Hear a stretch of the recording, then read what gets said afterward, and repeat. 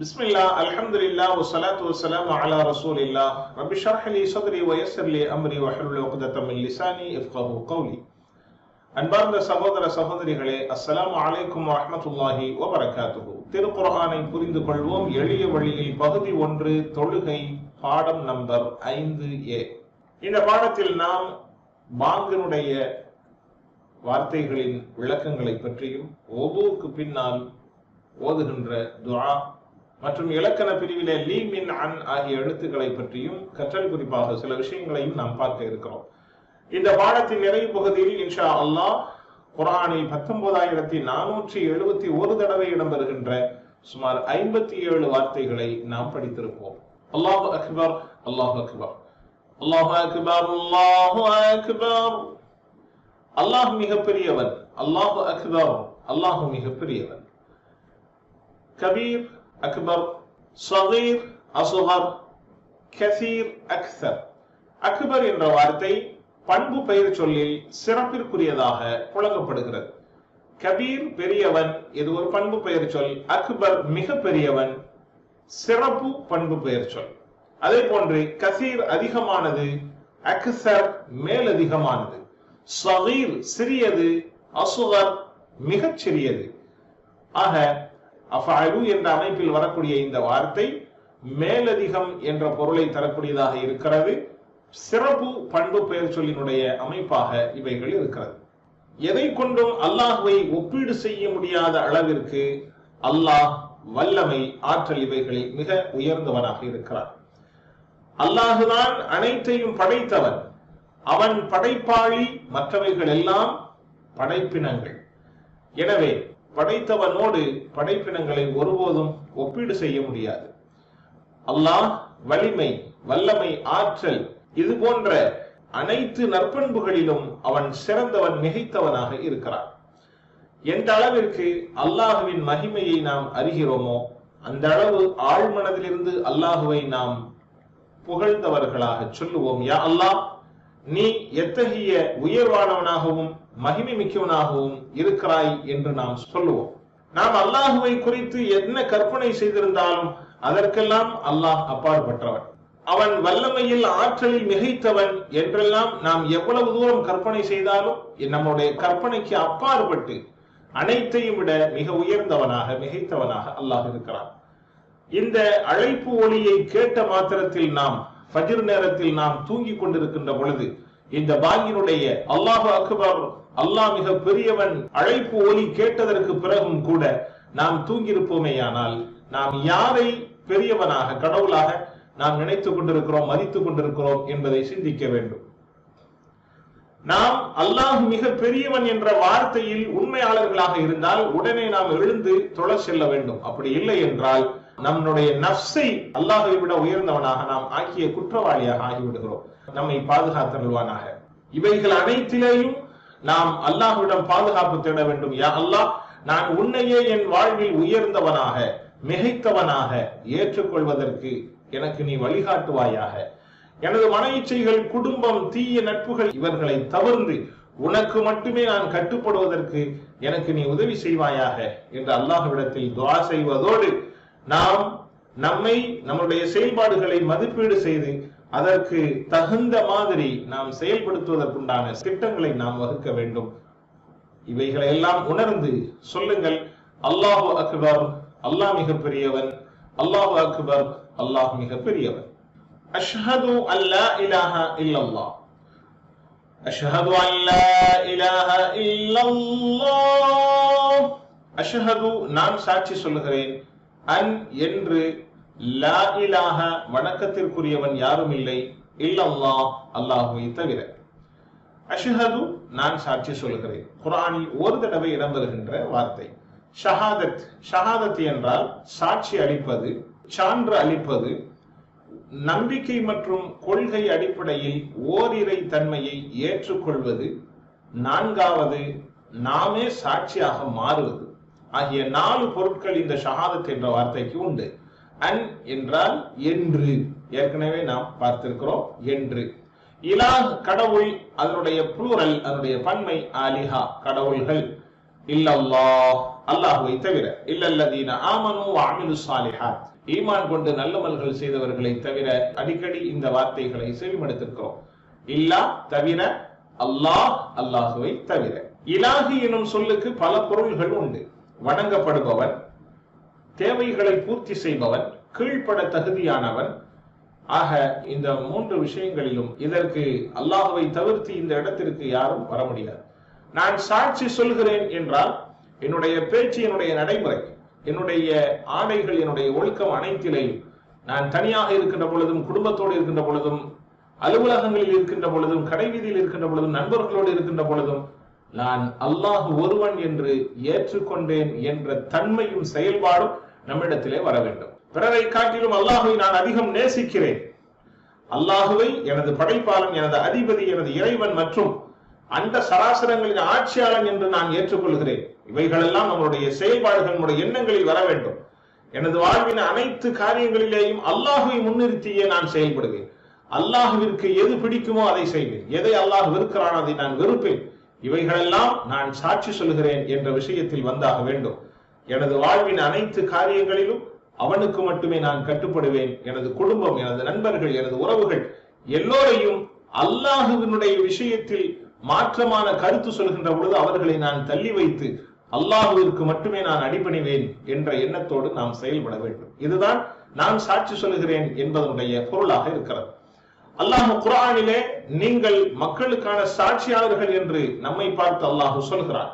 அன்தும் ஷுஹதாஉ லின்னாஸ், நீங்கள் மக்களுக்கான சாட்சியாளர்கள்.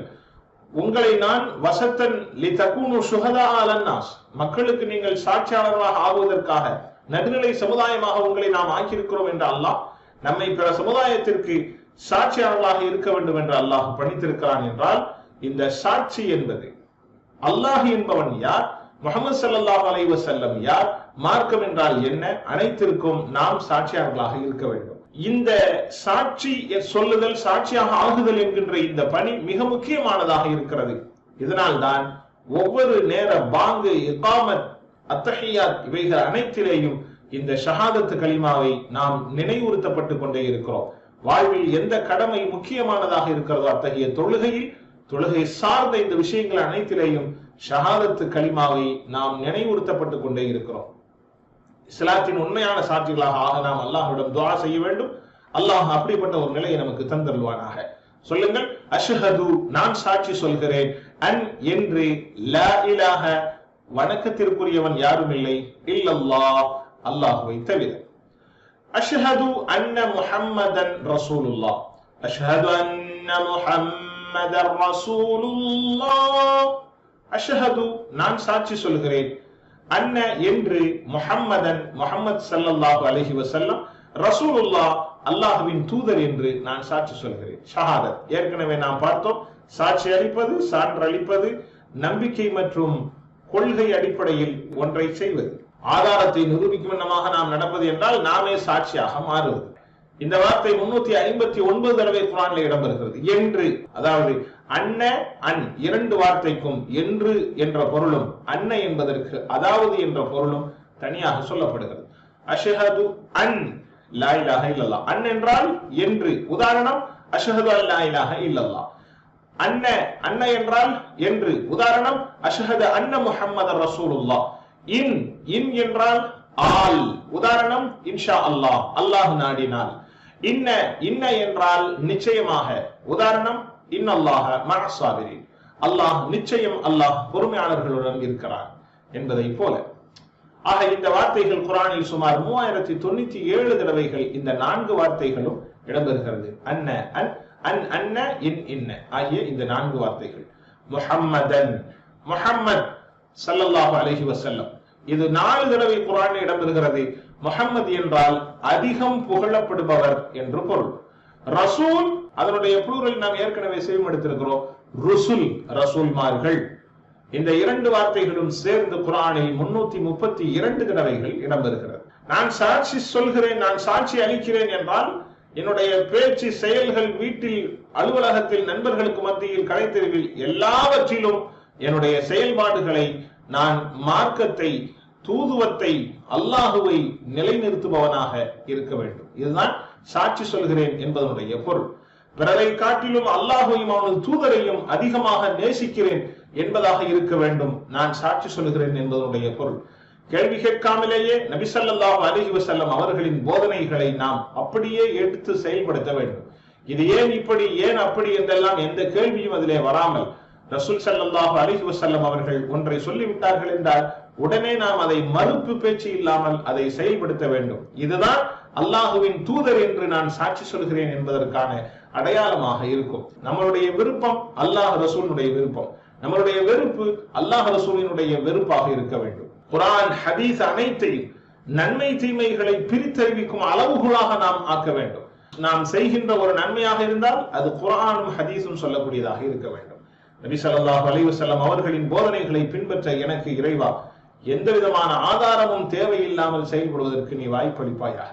என்னுடைய விருப்பங்கள் வெறுப்புகள் அனைத்தும் அல்லாஹ் ரசூலினுடைய விருப்பு வெறுப்பாக ஆக்கி அருள்வாயாக என்று நாம் துஆ செய்ய வேண்டும். அதை நாம் மதிப்பீடு செய்து செயல்படுத்துவதற்கான முயற்சியில் நாம் இறங்க வேண்டும். சொல்லுங்கள், அஷ்ஹது நான் சாட்சி சொல்கிறேன், அன்ன என்று முஹம்மதன் முஹம்மது ஸல்லல்லாஹு அலைஹி வஸல்லம் ரசூலுல்லாஹ் அல்லாஹ்வின் தூதர் என்று நான் சாட்சி சொல்கிறேன். ஹய்ய அலஸ் ஸலாஹ் ஹய்ய அலல் ஃபலாஹ், ஹய்ய அலஸ் ஸலாஹ் ஹய்ய அலல் ஃபலாஹ். ஹய்ய அல வாருங்கள், அஸ்ஸலாத் தொழுகைக்கு, தொழுகைக்கு வாருங்கள். ஹய்ய அல வாருங்கள், வெற்றியை நோக்கி வாருங்கள். ஃபலாஹ் என்றால் வெற்றி, ஸலாத் என்றால் தொழுகை.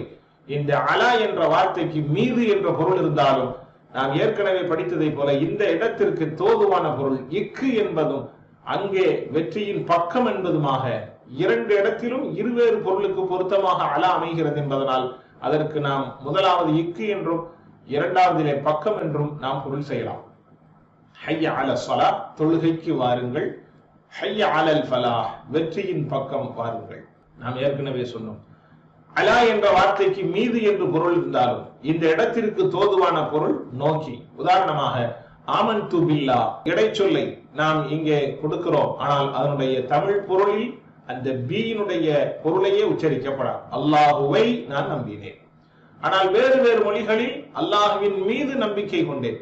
இப்பொழுது நாம் இங்கே அல்லாஹுவின் மீது நம்பிக்கை கொண்டேன் என்றும் சொல்லலாம். ஆமன்து பில்லாஹ் அல்லாஹுவை கொண்டு என்று பொருள் கொடுக்க வேண்டும், ஆனால் தமிழிலே அல்லாஹுவின் மீது நான் நம்பிக்கை கொண்டேன் என்ற வார்த்தையை சொல்லப்படுகிறது. அதே போன்று இடத்திற்கு தோதுவாக இடைச்சொல்லினுடைய பொருள் மாறும். அரபிக்கு ஒரு பொருள் இருக்கும், தமிழில் வேறு பொருள் இருக்கும். அரபியில் இருக்காத இடைச்சொல் தமிழில் இடைச்சொல் இருக்கும். இப்படியாக இடத்திற்கு தோதுவாக இந்த இடைச்சொல்லினுடைய பொருள்கள் அமைகிறது. ஸலாத் தொழுகை, இதனுடைய புளூரல் ஸலவாத். இந்த இரண்டு வார்த்தைகளும் குர்ஆனில் 332 தடவைகள் இடம்பெறுகிறது. ஹய்ய அல நோக்கி வாருங்கள், ஃபலாஹ் வெற்றி சுபிட்சம். ஃபலாஹுக்கு இரண்டு பொருள், ஒன்று வெற்றி, இன்னொன்று சுபிட்சம். வெறுமனே தொழுங்கள் என்று சொல்லாமல் ஹய்ய அலஸ் ஸலாத் தொழுகைக்கு வாருங்கள் என்று, பள்ளியை நோக்கி வாருங்கள் என்று அழைக்கப்படுகிறது. ஆக குர்ஆன் தொழுகையை பள்ளிவாசலுக்கு வந்து இமாமை பின்பற்றி முஸ்லிம்களுடன் இணைந்து ஜமாத்தோடு தொழ வேண்டும் என்பதாக இந்த பாங்கின் மூலமாக நமக்கு இங்கே வலியுறுத்தி சொல்லப்படுகிறது. காரணம், இங்கே வெற்றி அதில் தான் இருக்கிறது. நாம் தொழுகையை நிலைநாட்டினால் அல்லாஹ் அனைத்து விதமான வெற்றியையும் நமக்கு செழிப்பையும் தருகிறான். அவைகளில் சிலவற்றை நாம் பார்க்கலாம். இதயம் மற்றும் மூளைக்கு நன்மை பயக்கிறது. காரணம், தொழுகை என்பது அல்லாஹுவை நினைவு கூறுவதற்காக ஒரு சிறந்த அமல். இது உள்ளத்திற்கும் சிந்தனைக்கும் அமைதியை பெற்று தருகிறது. காரணம், குர்ஆனை ஓதுகிறோம், அல்லாஹ்வுடைய திக்ரை செய்கிறோம். அல்லாஹ்வுடைய திக்ர் இதயத்திற்கு அபிவிருத்தியும் அமைதியையும் தருகிறது. குர்ஆன் சிந்தனை தெளிவை தருகிறது. எனவே அது உள்ளத்திற்கும் மூளைக்கும் சிறந்த ஒரு தன்மையை தொழுகை தருகிறது. காரணம், அதனுடைய குர்ஆன் ஓதுதல் திக்ர்கள். மேலும் தொழுகையிலே நாம் உடல் ரீதியான நன்மையை பெற முடியும். காரணம், குனிந்து நிமிர்வது, தொழுகைக்கு நாம் உடல் சுத்தம் செய்வது, உது என்கின்ற இந்த தூய்மையை செய்கின்ற பொழுதும் சரி, தொழுகைக்காக நடந்து வருவதாக இருந்தாலும் சரி, தொழுகைக்காக குனிந்து நிமிர்வதாக இருந்தாலும் சரி, இவர்களெல்லாம் உடலினுடைய ஆரோக்கியத்தை தரக்கூடியதாக இருக்கிறது. மூன்றாவது, நேர நிர்வாகத்தை இந்த தொழுகை நமக்கு கற்றுத் தருகிறது. காரணம், தொழுகைக்காக வேண்டி நாம் தூங்கி சரியான நேரத்தில் எழுகிறோம்.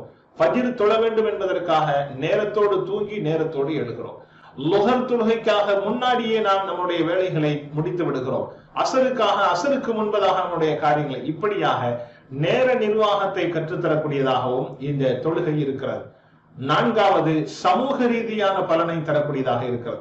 பள்ளிவாசல்களில் சென்று நாம் தொழுகின்ற பொழுது, எல்லோரும் பள்ளிக்கு வருகின்ற பொழுது நாம் பார்க்க வேண்டிய நண்பர்களை பள்ளியிலே பார்க்க முடிகிறது, சந்திக்க முடிகிறது. ஒருவருக்குரிய தேவைகளை, அவர்களுடைய என்ன அவசியம் என்பவைகள் எல்லாம் நாம் கேட்டு அவர்களுடைய சுக துக்க நலன்களை விசாரிக்க முடிகிறது. இது நமக்கு சமூக நலனை கற்றுத்தரக்கூடியதாக இருக்கிறது. மிக முக்கியமான ஒன்று, அல்லாஹு சொல்லுகின்ற, வாக்களிக்கின்ற மறுமையின் வெற்றி இந்த தொழுகையிலே இருக்கிறது. மனிதன் தொழுகையில் கலந்து கொள்வதை தவிர்ப்பதற்கான காரணம், உலக ஆதாயத்தில் ஈடுபடுகின்ற அவனுடைய சம்பாத்தியத்தில், தொழுகைக்கு செல்வதனால் எங்கே சம்பாத்தியத்தில் குறை ஏற்பட்டு விடுமோ, லாபம் கிடைக்காமல் போய்விடுமோ என்ற அச்சத்தினால் தான் பாங்கு சொல்லியும் கூட தொழுகைக்கு வராமல் இருக்கிறான், அலுவலகத்திலேயே உட்கார்ந்து இருக்கிறான். இது அல்லாஹுவினுடைய நம்பிக்கையை சிதைக்கக்கூடியதாகவும் மனிதன் நேர்வழியிலே பயணம் செய்வதற்கு மாற்றமான வழியை தேர்ந்தெடுப்பதாகவும் ஆகிறது. வெற்றி தொழுகையில் இருக்கிறது, ஆனால் மனிதன் நினைத்திருப்பது வெற்றி சம்பாத்தியத்தில் இருப்பதாக நினைத்திருக்கிறான். நிச்சயமாக இவன் தொழுகைக்கு வருகின்ற பொழுதுதான் உலக ஆதாயமும் மறுமை ஆதாயமும் சேர்ந்து கிடைக்கக்கூடியதாக அல்லாஹ் வாக்களித்திருக்கிறான். ஆக தொழுகைக்கு வராமல் ஒருவன் கடைத்தெருவில் இருக்கின்ற பொழுது தனக்கான இலக்கை விடுவித்து நேர் எதிர் திசையில் செல்லுகின்ற ஒரு முட்டாள்தனத்தை போன்று மனிதன் செயல்படுகிறான். அல்லாஹ் நம்மை பாதுகாப்பானாக. தொழுகைக்கான இந்த பயணத்தில் நாம் முறையாக தொழுது வெற்றி பெற்ற அடியார்களோடு அல்லாஹ் நம்மை இணைப்பானாக. சொல்லுங்கள், ஹய்ய அலஸ்ஸலா, தொழுகைக்கு வாருங்கள். ஹய்ய அலா, வாருங்கள். அஸ்ஸலாத், தொழுகைக்கு. ஹய்ய அலா, பக்கம் வாருங்கள். அல் ஃபலாஹ், வெற்றியின் பக்கம் வாருங்கள். அல்லாஹு அக்பர், அல்லாஹு அக்பர். அல்லாஹ் மிக பெரியவன், அல்லாஹ் மிக பெரியவன். லா இலாஹ இல்லல்லாஹ், வணக்கத்திற்குரியவன் அல்லாஹுவை தவிர்த்து வேறு கடவுள் இல்லை. லா இலாஹ, வணக்கத்திற்குரியவன் யாரும் இல்லை. இல்லல்லாஹ், அல்லாஹுவை தவிர. அல்லாஹ் இந்த பாங்கினுடைய வார்த்தையை ஆரம்ப வார்த்தையை போன்றே முடித்திருக்கிறான். அல்லாஹு மிக பெரியவன், அல்லாஹு மிக பெரியவன், அதில் எந்த சந்தேகமும் இல்லை. பெரியவனான அல்லாஹ் உன்னை தொழுகைக்காக அழைக்கின்ற இந்த அழைப்பை ஏற்று நீ வந்தாலும் சரி, வரவில்லை என்றாலும் சரி, அல்லாஹ் பெரியவன். நீ வந்தால் அல்லாஹினுடைய மரியாதையில் கூடுவதென்பதோ, நீ வரவில்லை என்றால் அல்லாஹினுடைய மரியாதையில் குறை ஏற்படும் என்பதோ ஒருபோதும் கிடையாது. அல்லாஹ் அவனுடைய மகத்துவத்தில் இருந்தும் கொஞ்சம் கூட அவன் நீங்கியதே இல்லை என்பதை சுட்டிக்காட்டும் முகமாகத்தான் இந்த பாங்கினுடைய வார்த்தையின் இறுதியையும் அல்லாஹ் இது போன்றே கொடுத்திருக்கிறான். ஆக இந்த பாங்கு சொல்லுகின்ற இந்த இறுதியான செய்தி, அல்லாஹ் தனது மகத்துவத்தை நினைத்திருக்கிறான். நீங்கள் வந்தால் உங்களுக்கு நன்மை, வரவில்லை என்றால் அதனால் அல்லாஹ்விற்கு எந்த மதிப்பும் மரியாதையும் அல்லாஹ்வினுடைய மேன்மை எதுவும் குறைந்து விடுவதில்லை என்பதை அல்லாஹ் இந்த பாங்கின் மூலமாக சொல்லி காட்டுகிறான். அல்ஹம்துலில்லாஹ், இங்கே வெக்காபுலரி ஷீட் இந்த பாடத்தினுடைய ஒற்றை வார்த்தைகள் இங்கே கொடுக்கப்பட்டிருக்கிறது. இன்ஷா அல்லாஹ் அடுத்த பாடத்தில் பாங்கிற்கான பதிலும் உஹுவிற்கு பிறகு செய்கின்ற துஆவிற்குரிய அந்த விளக்கங்களை பற்றியும் நாம் பார்ப்போம். இன்ஷா அல்லாஹ். அல்லாஹ் நமக்கு நன்மை தருவானாக. அஸ்ஸலாமு அலைக்கும் வரஹ்மத்துல்லாஹி வபரகாத்துஹு.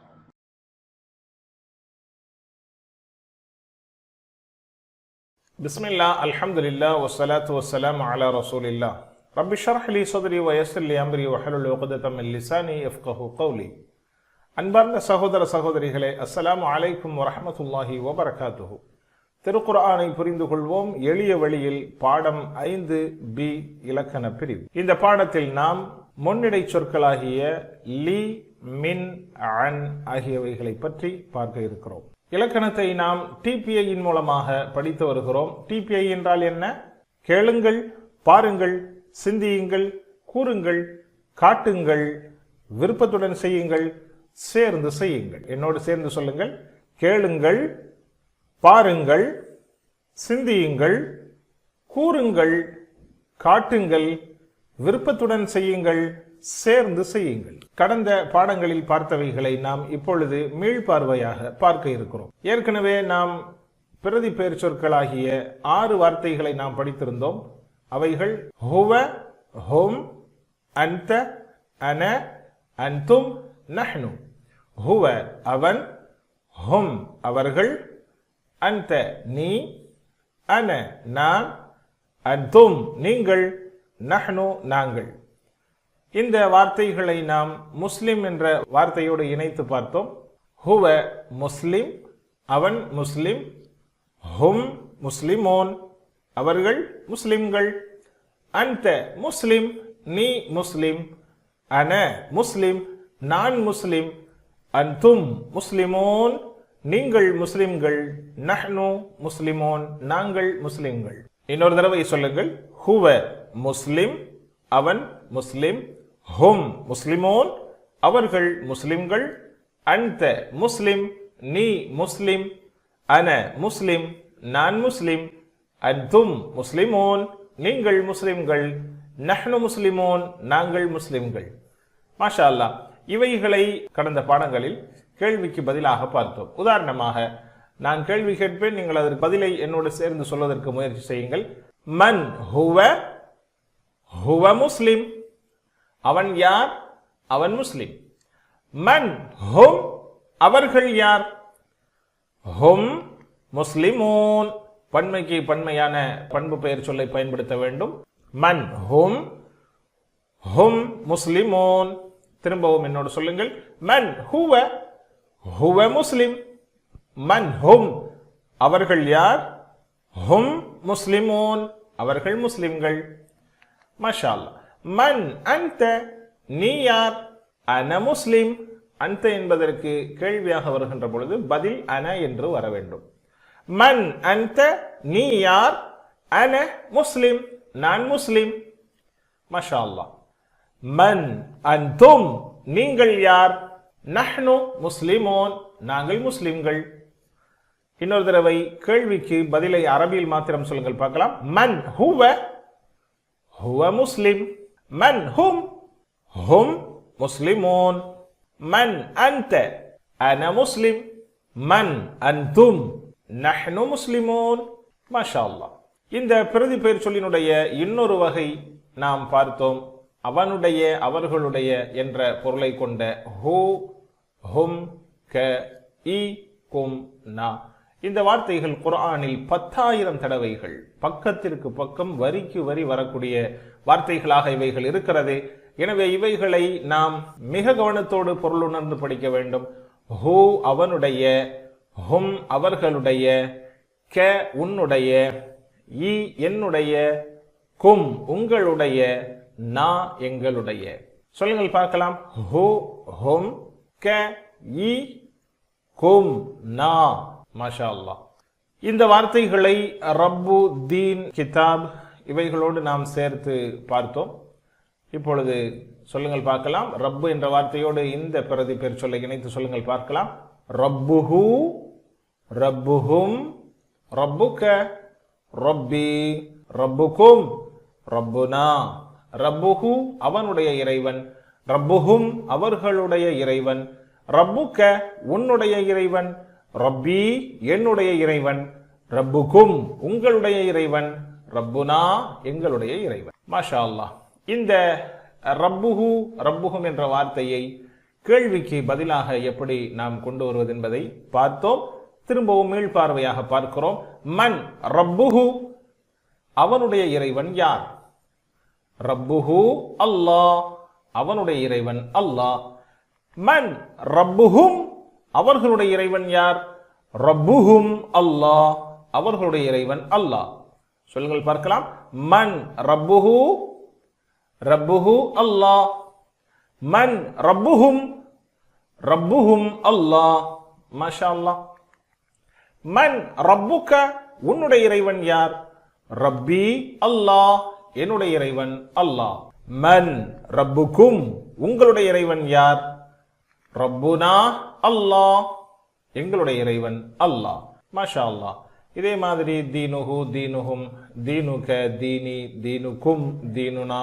அதே போன்று கிதாபுஹு, கிதாபுஹும், கிதாபுக, கிதாபி, கிதாபுக்கும், கிதாபுனா இவைகளை எல்லாம் நாம் பார்த்தோம். அடுத்ததாக பெண்பாலுக்குரிய வார்த்தையை நாம் பார்த்தோம். ஆண்பால் பிரதி பெயர் சொல்லுக்கு நிகரான பெண்பால் பிரதி பெயர் சொல்லையும் அதிலே ஒருமையை மாத்திரம் நாம் படித்தோம். ஹுவ அவன், ஹிய அவள், ரப்புஹு ரப்புஹா அவனுடைய இறைவன், அவளுடைய இறைவன். இப்படியாக பெண்பாலினுடைய வார்த்தைகளை பார்த்தோம். இன்றைக்கு நாம் பார்க்க இருக்கக்கூடிய பாடம் அது ஹர்ஃபை பற்றியானது, இடைச்சொற்கள். அதாவது அரபியில் நாம் இதையும் படித்தோம். அரபியினுடைய மொத்த வார்த்தைகள் 3 வகைப்படுகிறது. 1 இஸ்ம், 2 ஃபஅல், 3 ஹர்ஃப். இஸ்ம் என்றால் பெயர் சொல். கிதாப், மக்கா, புத்தகம், பேனா, பென்சில், மொபைல், இவைகளெல்லாம் ஒரு பெயரை குறிக்கக்கூடிய சொல் இஸ்ம் என்று சொல்லப்படும். அதே போன்று பண்பை குறிக்கக்கூடிய சொல்லிற்கும் இஸ்ம் என்று சொல்லப்படும். உதாரணமாக முஸ்லிமுன், முஃமினுன், சாலிஹுன், காஃபிருன் இவைகளெல்லாம் பண்பு பெயர் சொல்லாக இருக்கிறது. இஸ்மிற்குரிய அடையாளமாக நாம் பார்த்தோம், ஆரம்பத்தில் அலிஃப்லாம் இருக்கும், இல்லை என்றால் கடைசியில் அன், இன், உன், ஓன், ஈன், ஆத் ஆகிய இவைகள் இஸ்மிற்குரிய அடையாளம் என்பதை நாம் பார்த்தோம். அடுத்ததாக ஃபஅல் என்பது காலத்துடன் கூடிய ஒரு வினையின் மீது அறிவிக்கக்கூடிய சொல்லாக இருந்தால் அவைகளுக்கு ஃபஅல் வினை சொல் என்று சொல்லப்படும். இந்த இரண்டும் இல்லாதது ஹர்ஃப், இடைச்சொல் என்று சொல்லப்படும். இவைகளை பற்றி நாம் இன்றைக்கு பார்க்க இருக்கிறோம். இடைச்சொல், முன்னிடைச்சொல் ஏற்கனவே நாம் பார்த்திருக்கிறோம். வ, ஃப, மின், இன்ன இவைகளெல்லாம் நாம் படித்திருக்கிறோம். வ என்றால் மேலும், மின் என்றால் இருந்து, இன்ன என்றால் நிச்சயமாக, இவைகளை நாம் ஏற்கனவே பார்த்திருக்கிறோம். ஹைர், இன்றைக்கு நாம் படிக்க இருக்கின்ற எழுத்துக்கள் லி, மின், அன். இவைகளை ஜருடைய எழுத்துக்கள், இஸ்மிற்கு ஜரு செய்யக்கூடிய எழுத்துக்கள் என்று சொல்லப்படும். லி, மின், அன். லி, மின் இவைகளுக்குரிய பொருள் நாம் நன்றாக தெரிந்து வைத்திருக்கிறோம். லி அல்ஹம்துலில்லாஹ், அனைத்து புகழ் மற்றும் நன்றி அல்லாஹுவிற்கு. இக்கு காக என்ற பொருளை தரக்கூடியதாக இருப்பது லி. அதை போன்று மின் அஊது பில்லாஹி மினஷ் ஷைத்தானிர் ரஜீம், இருந்து, ஷைத்தான், விரட்டப்பட்ட ஷைத்தானிடமிருந்து அல்லாஹுவிடம் நான் பாதுகாவல் தேடுகிறேன் என்ற வார்த்தையை நாம் பார்த்தோம். அதில் மின், இருந்து என்ற பொருளை தரக்கூடிய மின்னை நாம் பார்த்தோம். அதே போன்று இன்றைக்கு நாம் படிக்க இருக்கக்கூடிய இன்னொரு வார்த்தை அன். அன் என்றால் பற்றி என்று பொருள்.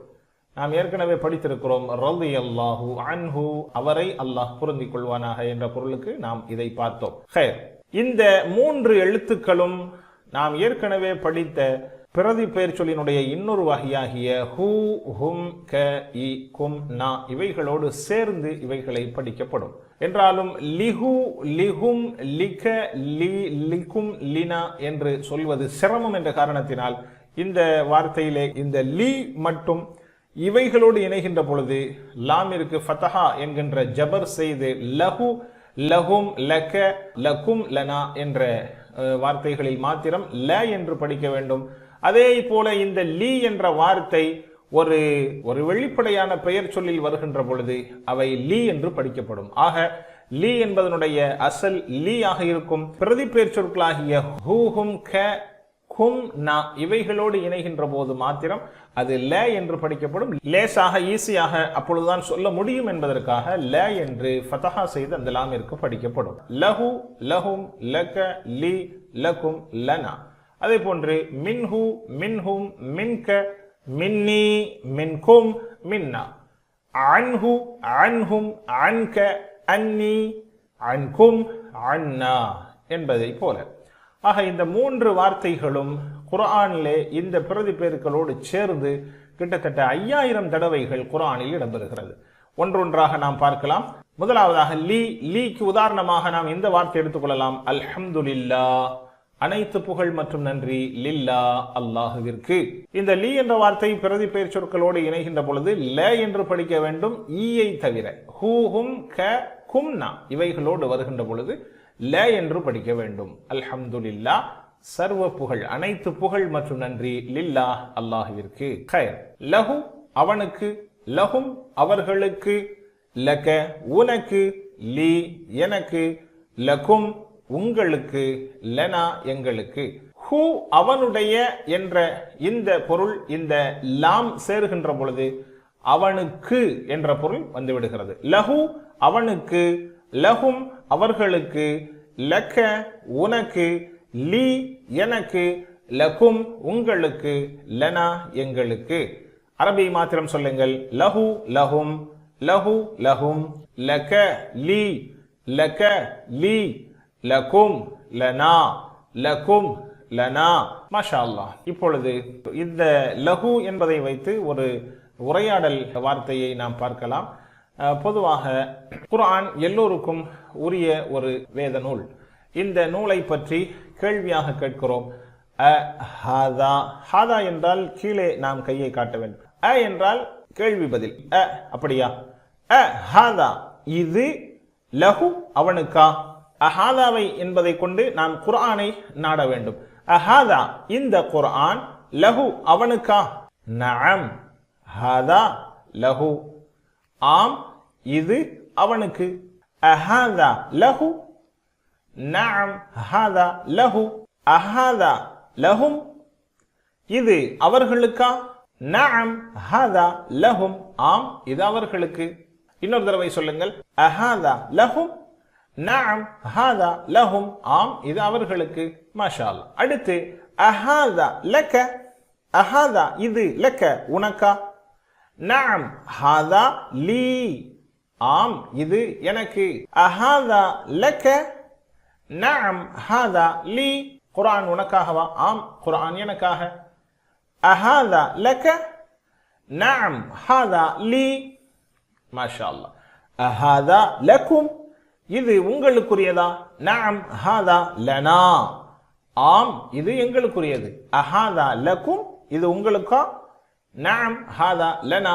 ஆம் இது எங்களுக்கு. அஹாதா லக. நஅம் ஹாதா லீ.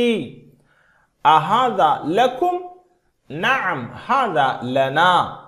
மாஷா அல்லாஹ். அடுத்த வார்த்தை நாம் பார்க்க இருக்கக்கூடியது இந்த லஹு என்பதோடு ஃபா வா இவைகள் இணைந்து வரும். ஏற்கனவே நாம் படித்திருக்கிறோம். ஃபா என்றால் எனவே என்ற பொருள் நாம் படித்திருக்கிறோம். ஃப லஹு எனவே அவனுக்கு. ஃப லஹும் எனவே அவர்களுக்கு. ஃப லக எனவே உனக்கு. ஃப லீ எனவே எனக்கு. ஃப லகும் எனவே உங்களுக்கு. ஃப லனா எனவே எங்களுக்கு. அடுத்ததாக நாம் மின்னை பற்றி பார்க்க இருக்கிறோம். மின்னுக்கு உதாரணமாக அஊது பில்லாஹி மினஷ் ஷைத்தானிர் ரஜீம். அஊது நான் பாதுகாவல் தேடுகிறேன். பில்லாஹி அல்லாஹுவிடம். மின் இருந்து. அஷ்ஷைத்தான் ஷைத்தான். அர்ரஜீம் விரட்டப்பட்டவன். விரட்டப்பட்ட ஷைத்தானிடமிருந்து அல்லாஹுவிடம் நான் பாதுகாவல் தேடுகிறேன். மின் இருந்து. இப்பொழுது மின்னோடு சேர்த்து பிரதிபெயர் சொற்களை இணைத்து நாம் பார்க்க இருக்கிறோம். மின்ஹு அவனிலிருந்து. மின்ஹும் அவர்களிலிருந்து. மின்க உன்னிலிருந்து. மின்னி என்னிலிருந்து. மின்கும் உங்களிடமிருந்து. மின்னா எங்களிடமிருந்து. அல்ஹம்துலில்லாஹ். திரும்ப ஒரு தடவை அரபி மாத்திரம் சொல்லுங்கள். மின்ஹு மின்ஹும். மின்க மின்னி. மின்கும் மின்னா. மின்ஹு மின்ஹும். மின்க மின்னி. மின்கும் மின்னா. இந்த வார்த்தையில் வா மேலும் என்பதை இணைத்து நாம் பார்க்கலாம். அதே போன்று இந்த மின்ஹு மின்ஹும் மின்க இந்த வார்த்தையோடு வாவை இணைத்து சொல்லலாம். வ மின்ஹு மேலும் அவனிலிருந்து. வ மின்ஹும் மேலும் அவர்களிலிருந்து. வ மின்க மேலும் உன்னிலிருந்து. வ மின்னி மேலும் என்னிலிருந்து. வ மின்கும் மேலும் உங்களிலிருந்து. வ மின்னா மேலும் எங்களிலிருந்து.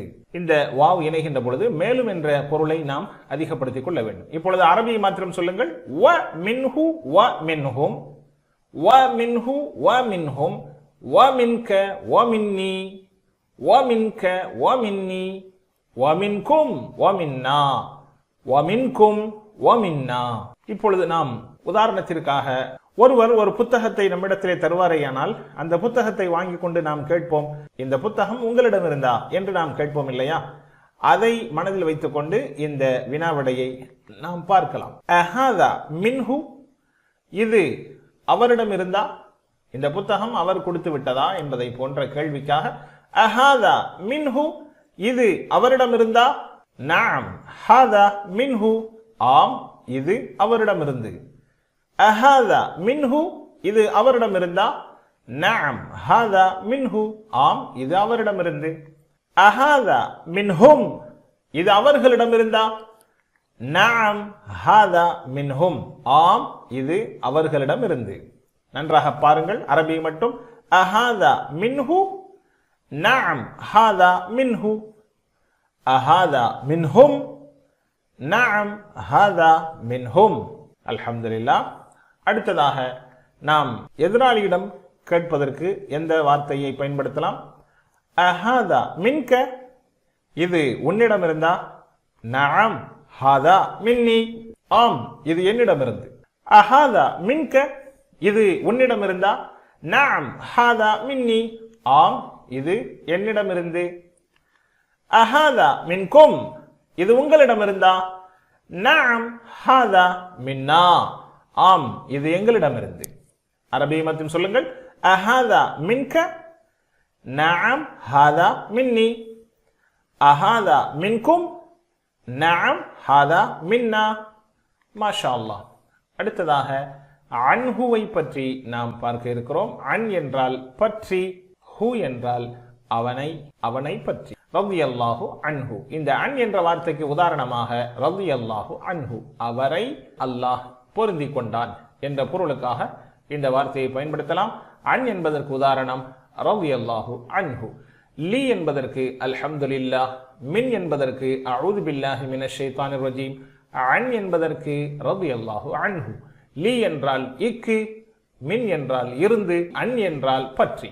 ரலியல்லாஹு அன்ஹு, அவனை அல்லாஹ் பொருந்தி கொள்வானாக.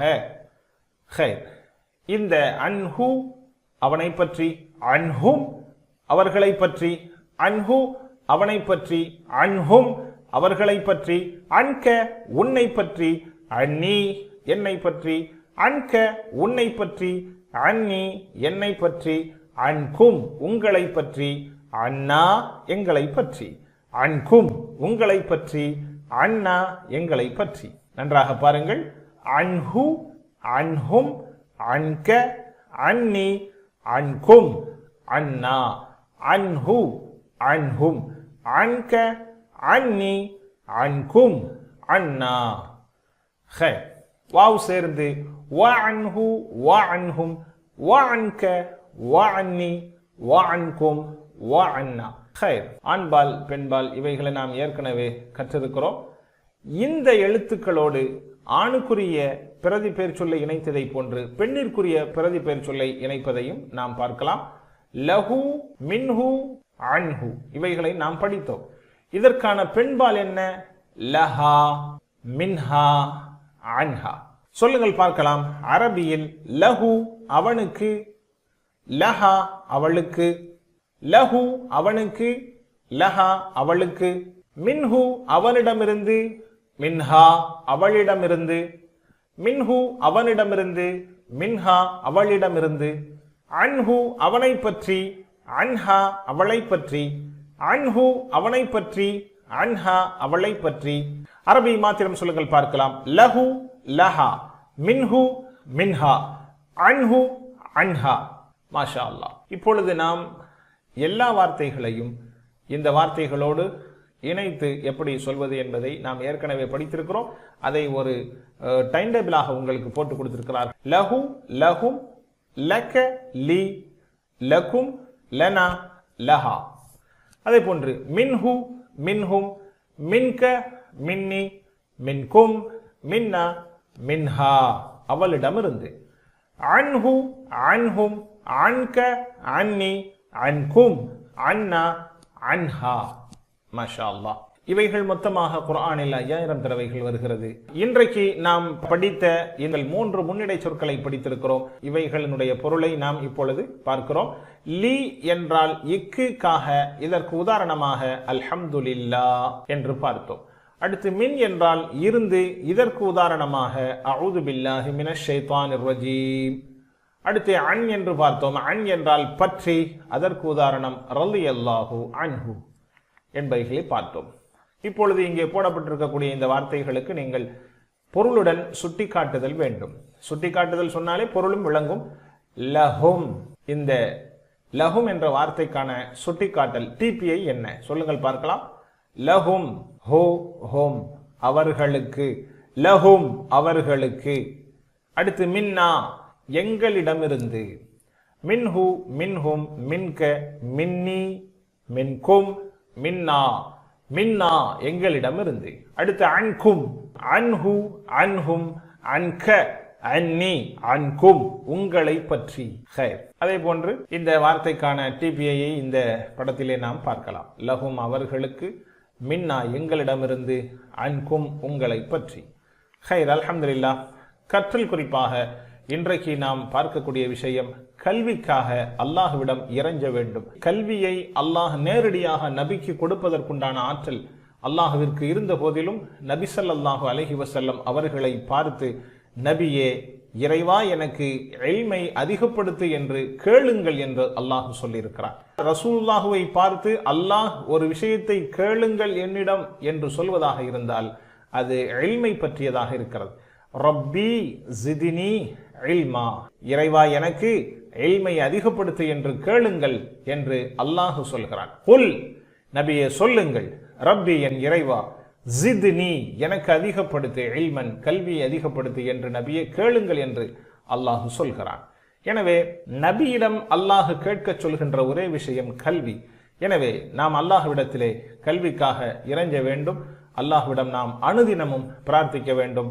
நாம் மிகப்பெரிய அபாயத்தில் இருக்கிறோம். ஷைத்தானுடைய வலையில் சிக்குண்டு நாம் தவித்துக் கொண்டிருக்கின்ற இந்த தருணத்தில் இல்மை நாமே கேட்கவில்லை என்றால் பிறகு எப்படி நமக்கு கல்வி ஞானம் வரும்? எனவே இந்த இல்மை அல்லாஹ்விடம் கேட்பதற்கான ஒரு வழிமுறையை நாம் ஏற்படுத்திக் கொள்ளலாம். ஒவ்வொரு தொழுகைக்கு பின்னாலேயும் ஆயத்துல் குர்சி திக்ருகள் செய்வது வழக்கம். எனவே ஒவ்வொரு ஆயத்துல் குர்சியை ஓதியதற்கு பின்னாலும் ரப்பி ஜித்னி இல்மா, ஒவ்வொரு திக்ரை செய்ததற்கு பின்னாலும் ரப்பி ஜித்னி இல்மா என்கின்ற துஆவை ஓதுகின்ற வளமையை நாம் ஏற்படுத்திக் கொள்கின்ற பொழுது அல்லாஹு தஆலா நமக்கு கல்வி ஞானத்தை கட்டாயமாக தருகிறார். மாஷா அல்லாஹ். இன்றைய பாடத்தின் நிறைவாக நாம் குர்ஆனில் 19,471 தடவைகள் இடம்பெறுகின்ற 57 வார்த்தைகளை நாம் படித்திருக்கிறோம். வீட்டு பாடங்களை முறையாக பார்த்து கொள்ளுங்கள். குர்ஆனை தினமும் பார்த்து படியுங்கள். மனனம் செய்ததிலிருந்து படியுங்கள். நண்பர்களோடு இந்த கல்வியை பற்றி உரையாடுங்கள். மேலும் பாக்கெட் டைரியை பாக்கெட்டிலே வைத்துக் கொள்ளுங்கள். நண்பரோடு உரையாடுங்கள், குடும்பத்தார்களோடு உரையாடுங்கள். அல்லாஹ்விடத்திலே ரப்பி ஜித்னி இல்மா என்ற துஆவை கேளுங்கள். சொல்லட்டை வினையை பாக்கெட்டில் வைத்துக் கொள்ளுங்கள். நாம் பிறருக்கு படித்து கொடுப்பதன் மூலமாக ஆசிரியர் பயிற்சியையும் நாம் மேற்கொள்ள முடியும். அல்லாஹ் உதவி செய்வானாக. அல் குர்ஆனை ஓத, விளங்க, சிந்திக்க, செயல்படுத்த, பரப்ப, மனனம் செய்ய. சுப்ஹானல்லாஹி வ பிஹம்திஹி, சுப்ஹானக்கல்லாஹும்ம வ பிஹம்திக், நஷ்ஹது அன் லா இலாஹ இல்லா அன்த, நஸ்தக்ஃபிருக வ நதூபு இலைக். அஸ்ஸலாமு அலைக்கும் வரஹ்மத்துல்லாஹி வ பரகாத்துஹு. அடுத்த பாடத்தில் சந்திப்போம்.